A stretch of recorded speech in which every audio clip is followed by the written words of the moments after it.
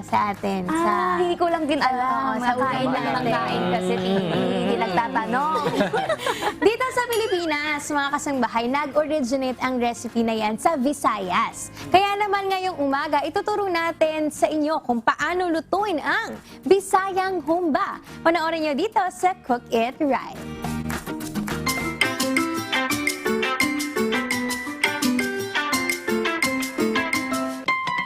Morning, Ariel! Ay, good morning. Nagugutom ako. Kain na sa labas. Mukhang malamig dun sa labas eh. Pero nakapag-mamalengke ako kahapon. Luto na lang tayo dito. Tara! Hila! Ariel, anong lulutuin natin ngayon? May pinamili ako kahapon. Pwede natin gawin yung Bisaya version ng humba. Mukhang masarap yun ah. So ano pang hinihintay natin? Tara! Let's cook it right!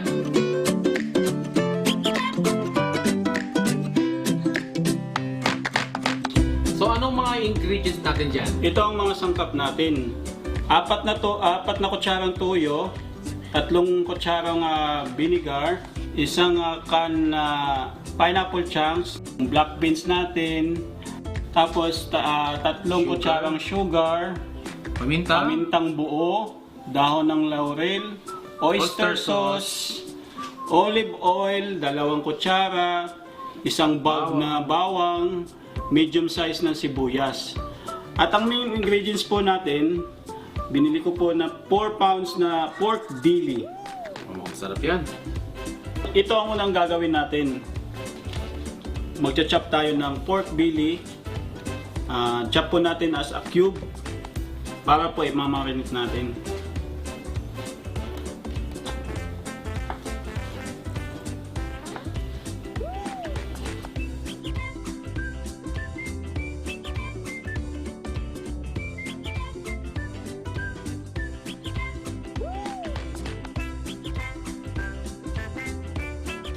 Magsimula na po tayo na mag-marinate. Umpisan po natin sa bawang. Mag-slice po tayo ng bawang.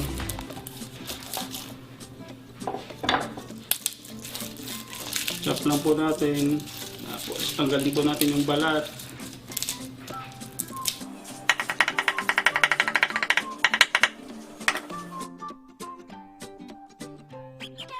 Tapos po lagay na po natin yung toyo.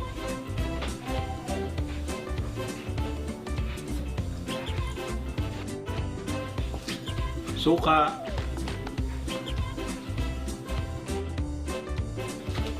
kunting paminta,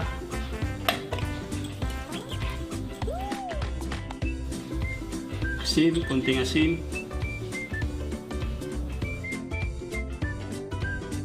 ayan po. Tapos po, imimix po natin ito. Bago tayo magmi-mix, make sure po na naugasan po natin yung kamay natin para malinis po. Massage lang po natin yung karne para mag-absorb po yung lasa ng soy sauce at saka vinegar. So habang hinihintay natin yung marinate, ano po kailangan natin gawin? So nasit aside na natin yung marinade. Kailangan na natin simulan yung paghihiwa ng paggisa. Simulan po natin dito sa sibuyas,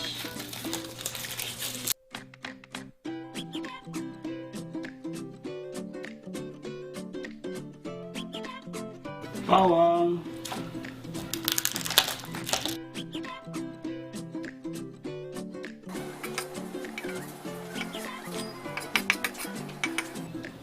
ayan, tapos na natin na-slice yung bawang at saka sibuyas, kaya pwede na natin simulan yung paggigisa ng pork belly natin na minarinate natin ng overnight.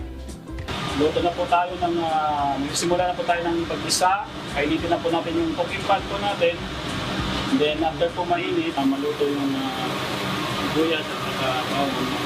Para po mailagay na po natin yung karne ng pork natin. Okay, ilagay natin yung karne.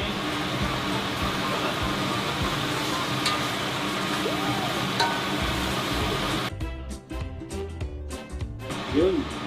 Check na po natin kung ano po ang resulta ng yun. Kung okay na, pwede na natin itong lagyan ng Oo, Ariel. Usok pa lang ulam niya. Ibang ingredients. Yun.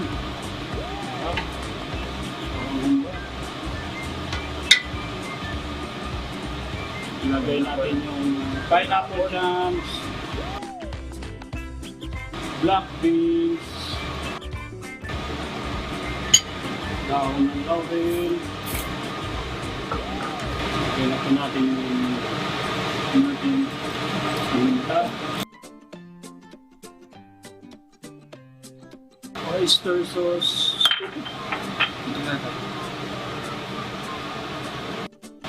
Ilagay na po natin yung sabaw ng pineapple jams,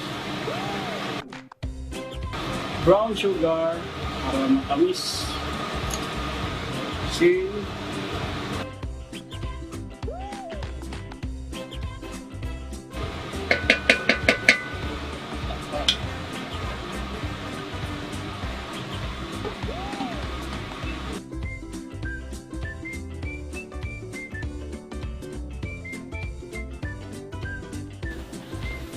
ito na po yung Bisaya version ng humba.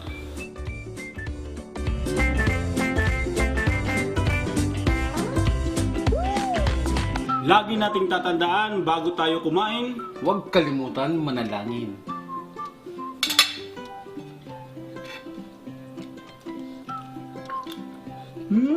lami! Sarap!